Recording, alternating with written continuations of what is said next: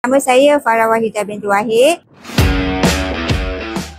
Saya belajar di IKM, Institut Kemahiran Mara di Agusta dalam jurusan Diploma Tekno Usahawan Pengeluaran Fabrik.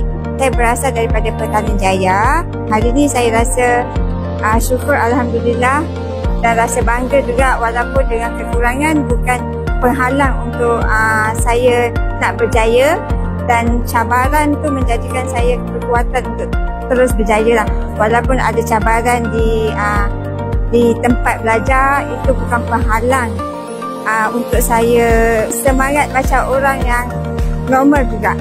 Itu yang saya terapkan lah. Kekurangan bukan satu faktor kita terus nak mengabadikan kita punya impian lah. Saya OKU pada umur 30 tahun. Saya menghadapi kecederaan tulang belakang lah dah 13 tahun. Umur anak saya yang bongsu lelaki ni lah. Saya sebangga dengan mak saya sebab dia boleh capai sejauh ni. Congrats.